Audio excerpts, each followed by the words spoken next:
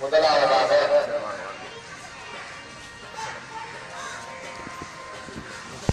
அம்சஜிநாதன் அவர்களை அழைக்கிறோம்.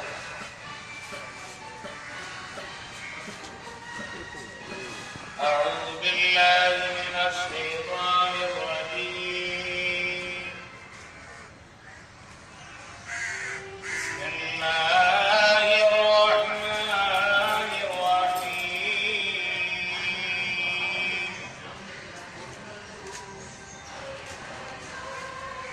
يا أيها الناس اعبدوا ربكم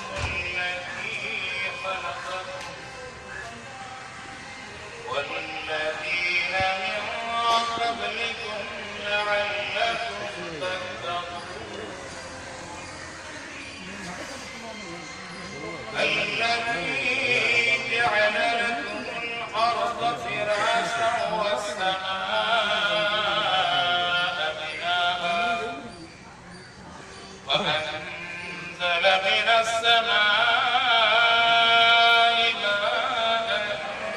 أخرج به من الثمرات رزقا لكم فلا تجعلوا لله أندادا وأنتم تعلمون. صدق الله العليم.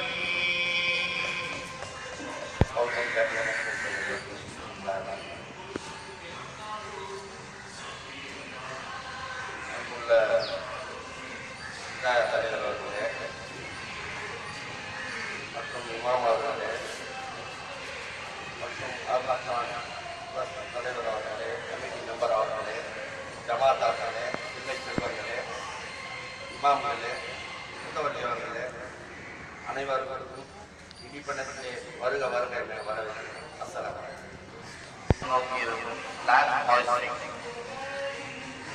கொடியேற்றுவதற்காக ஒரு பள்ளி தலைமை இமாம் சம்சுதீன் அஸத் அவர்களையும் பள்ளி தலைவர் அவர்களையும் அழைக்கிறோம்.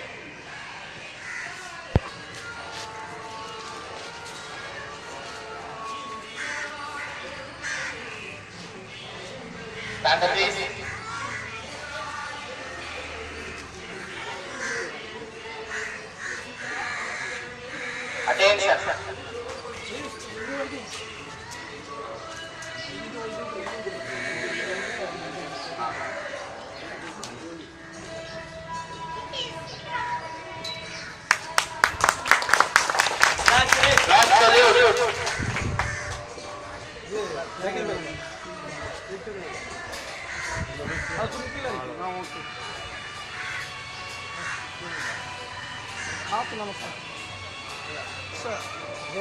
இன்னும் கொஞ்சம்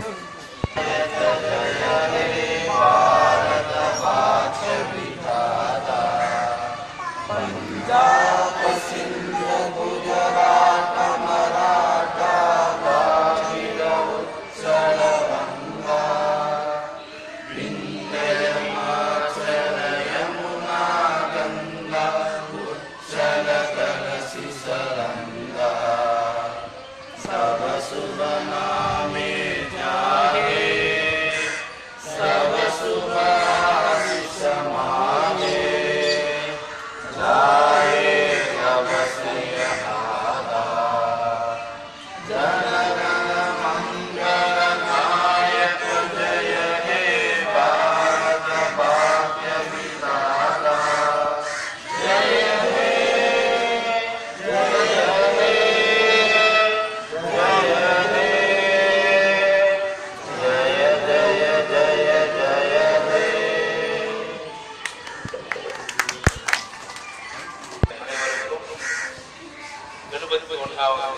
சுதந்திர தின விழாவின் வாழ்த்து.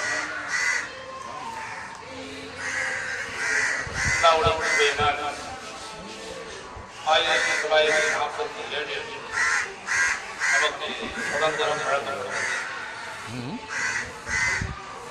அடிமை காலத்திலிருந்து நமக்கு விடுதலை. இந்த விடுதலைக்கு சித்தவர்கள் உலமா நாமங்கள், மார்க்க அறிஞர்கள்,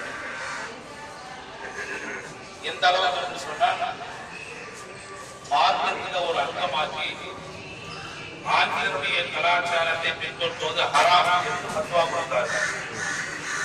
தலைமுடி ஹராம் என்பது ஹராம், பேண்ட் அணிவது ஹராம், ஆங்கில மொழியை பேசுவது ஹராம் என்றெல்லாம் நமது உலமாக்கள் மக்கள் ஃபத்வா கொடுத்து ஆங்கிலேயனை அடியோடு இந்த நாட்டிலிருந்து வேறறுத்தவர்கள் உலமாக்கள் மக்கள். இந்த நாட்டை விட்டு ஆங்கிலேயர்களை விரட்டுவதற்கு பலரும் பல வகையிலே பாடுபட்டார்கள். ஆனால் உயிரை கொடுத்து பாடுபட்டவர்கள் இஸ்லாமிய பெருமக்கள்.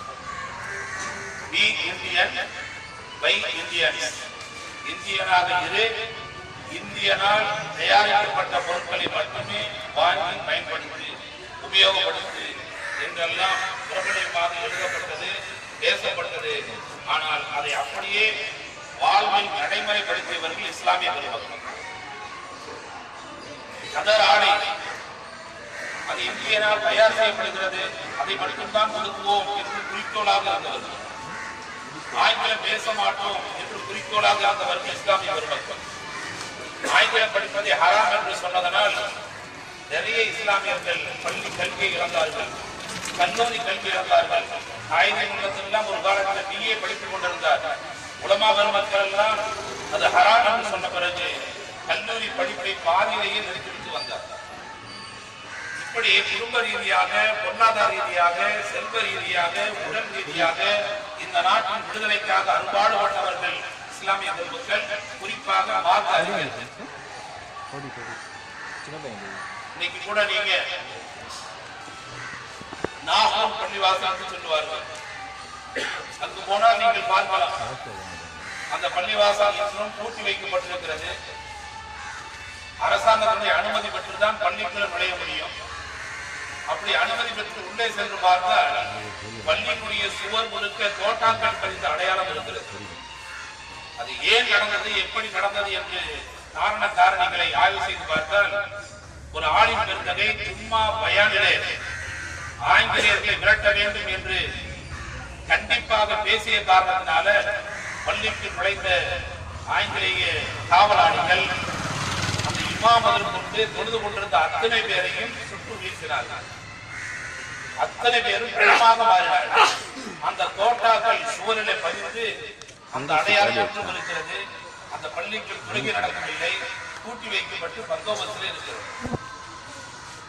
இந்த மாதிரி எண்ணற்ற உதாரணங்களை நம்மால் சொல்ல முடியும். இழந்தவர்கள் தான் அதை பெறுவதிலே அதிக கவனம் செலுத்துவார்கள். என் பாக்கெட்ல இருந்து ஒரு 100 ரூபாய் பணம் கீழே போகுது, உதாரணத்துக்கு பல பேர் கூட சேர்ந்து தேடுறாங்க. ஆனா எப்படியாவது அதை தேடி எடுக்க வேண்டும் என்ன யாருக்கு இருக்கும், இழந்த எனக்கு தான் இருக்கு. அந்த மாதிரி இஸ்லாமியுடைய கையில இருந்துதான் இந்த நாடு பறிபோனது. இழந்தவர்கள் இஸ்லாமியர்கள். ஆங்கிலேயரிடமிருந்து இந்த நாட்டை மீட்டெடுப்பதற்காக பலரும் பல வகையில் முயற்சி செய்தாலும் இழந்த இஸ்லாமியர்கள் முழு மூச்சோடு அதில் இறங்கினார்கள். கப்பலோட்டிய தமிழன் வ.உ.சி. என்பது எல்லோருக்கும் தெரியும். அவன் எப்படி கப்பல் ஓட்டினார்? ஆங்கிலேயர்கள் கடல் வாணிகம் எங்களுக்கு மட்டும்தான் சொந்தம் என்று சொன்ன பொழுது, நீ என்ன எங்களை தடுப்பது, நாங்களும் கப்பலை ஓட்டுவோம், எங்களுக்கும் கடல் ரீதியான வடிவம் செய்வதற்கான முழு உரிமை உண்டு என்பதை நிரூபிக்கும் முகமாக கப்பல் ஓட்டப்பட்டது. வ.உ.சி. தான் கப்பலை இயக்கினார். கப்பல் இல்லாம எப்படி கப்பலை இயக்க முடியும்? கப்பலை வாங்குவதற்கு நிதி திரட்டப்பட்டது. ஆனால் அந்த நிதியான தொகை வெறும் 200 லட்சம் ரூபாய். அந்த நேரத்தில் கப்பலை வாங்கி கொடுப்பதற்காக பெரிய அளவில் நிதி கொடுத்தவர் ஹாஜி ஃபக்கீர் முகமது. அவர் கொடுத்தது பல லட்சம், இன்னைக்கு அது பல கோடி. வசூலான தொகை வைத்து கப்பலுடைய துடுப்பு கூட வாங்க முடியாது. இவ்வளவு பெரிய நிதியை கொடுத்து இந்த நாட்டினுடைய விடுதலைக்காக பாடுபட்ட மகானுடைய பெயர் மறைக்கப்பட்டு விட்டது. ஹாஜி ஃபக்கீர் முகமது பல வகையில் இந்த நாட்டுடைய விடுதலைக்காக தியாகம் செய்தவர்கள் இஸ்லாமியர்கள், அதற்கு வித்திட்டவர்கள் உலமா பெருமக்கள். வேலூர் சிப்பாய் கழகம் ஆங்கிலேயர்களை எதிர்த்து நின்றார்கள். அதுக்கு வித்திட்டது யாரு? ஒரு ஆலிம் பெருமகன். காரணம் என்ன? ராணுவத்திலே சேர்ந்தவர்களுக்கு கையில துப்பாக்கி கொடுக்கப்பட்டது. துப்பாக்கி உபயோகப்படுத்தக்கூடிய முறை அந்த காலங்களில் முற்றிலும் மாறுபட்டிருந்தது. பல்லால் கடித்து வெளியே இழுத்து பன்றி கொழுப்பால் செய்யப்பட்ட குண்டுக்களை உள்ளே வைத்து அதன் பிறகுதான் சொல்ல முடியும். இப்ப பன்றி என்பது மார்க்கத்திலே ஹராம். அது போன்று மாடு, பசு அதை மாற்று மருத்துவர்கள் சாமியாக உயர்வாக கருதுகிறார்கள். அவர்களையும் ஒன்று திரட்டி ஆங்கிலேயர்களை எதிர்த்தவர்கள் உலமா பெருமக்கள். உலமாக்கள் தான் இந்த சட்டத்தை சொல்லி எதிர்க்க வைத்தார்கள். அதன் பிறகு அதில் ஏற்பட்ட புரட்சி, அங்கிருந்த நிறைய இஸ்லாமியர்கள் குண்டுகளுக்கு பலியானார்கள். இது போன்ற ஏகப்பட்ட வரலாற்று நிகழ்ச்சிகள் எல்லாம் மறைக்கப்பட்டு விட்டது.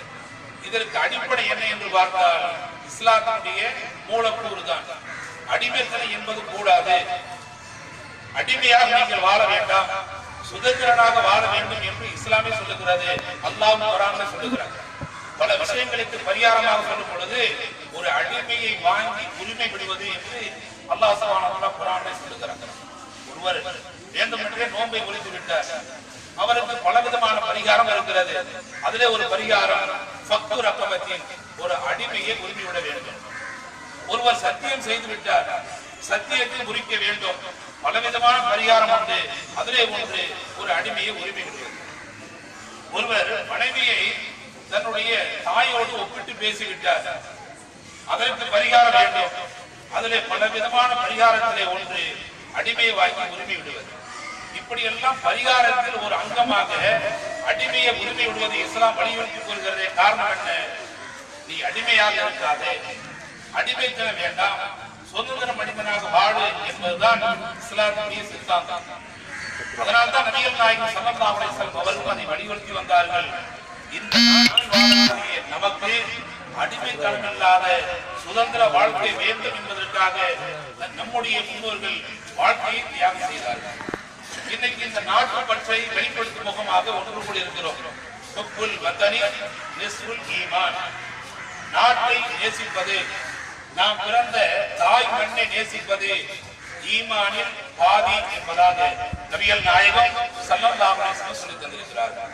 அப்ப இந்த மண்ணை நாம் நேசிக்க வேண்டும். நாம் இஸ்லாமியர்கள், மார்க்கத்தால் மதத்தால் இஸ்லாமியர்கள். ஆனால் இந்த நாட்டை பொறுத்தவரை இந்த மண்ணின் மைந்தர்கள். இஸ்லாம் தோன்றி 1450 வருடங்கள் ஆயிருக்கிறது. ஹிஜ்ரி இன்னைக்கு 1438. நபி ஸல்லல்லாஹு அலைஹி வஸல்லம் அவர்கள் தங்களுடைய 53வது வயதில மக்காவிற்கு இருந்து மதீனாவிற்கு சென்று குடியேறினார்கள். அதிலிருந்துதான் ஹிஜ்ரி கணக்கு துவங்கியது. அதற்கு 13 வருடங்களுக்கு முன்பதாக நபிகள் நாயகம் ஸல்லல்லாஹு அலைஹி வஸல்லம் நபி பட்டம் கொடுக்கப்பட்டது. தன்னுடைய 40வது வயதிலே நபிகள் நாயகம் ஸல்லல்லாஹு அலைஹி வஸல்லம் நபியாக ஆகி இஸ்லாமிய மார்க்கத்தை வெளிப்படுத்தினார்கள். இப்படி கணக்கிட்டு பார்க்கும் பொழுது 1451 வருடங்கள் ஆகியிருக்கிறது இஸ்லாம் இந்த மண்ணிலே வேரூன்றி. ஆனால் அதற்கு முன்னால் இந்த மண்ணிலே இஸ்லாமியர்கள் வாழவில்லையா? என்ன வாழ்ந்தார்கள்? வேறு மதங்களை பின்பற்றி வாழ்ந்தார்கள். நம்முடைய முன்னோர்கள் இந்த மண்ணிலே வாழ்ந்திருக்கிறார்கள். எனவேதான் இந்த மண்ணிலே வாழக்கூடிய முஸ்லிம் அல்லாத பிறருக்கும் நமக்கும் இடையே ஒரு பந்தம் இருக்கிறது. அது இரத்த பந்தம். ஒரு உறவு இருக்கிறது, அது தொப்புள் கொடி உறவு. உதாரணத்துக்கு ஒன்றை சொல்ல முடியும். ஜமாலியா அரபிக் கல்லூரி, பேர்போன அரபிக் கல்லூரி. அந்த கல்லூரி கிட்டத்தட்ட 120 வருடங்களை கடந்து இயங்கி வருகிறது. அந்த கல்லூரியை துவங்கியவர் நரிக்குடி என்ற ஊர் சேர்ந்து சென்னைக்கு வந்தவர். அவர் எப்படி இஸ்லாத்துக்கு வந்தார் என்று பார்க்கும் பொழுது ஜமால் முகமது என்ற வலியுல்லா இஸ்லாத்தை பரப்பிக் கொண்டே பல ஊர்களுக்கு செல்லுகிறார். நரிக்குடி என்ற ஊருக்கு சென்ற பொழுது ஆடு வைத்துக் கொண்டிருந்த இவரை அழைத்து சொன்ன பொழுது இஸ்லாத்தை ஏற்றுக்கொண்டார்.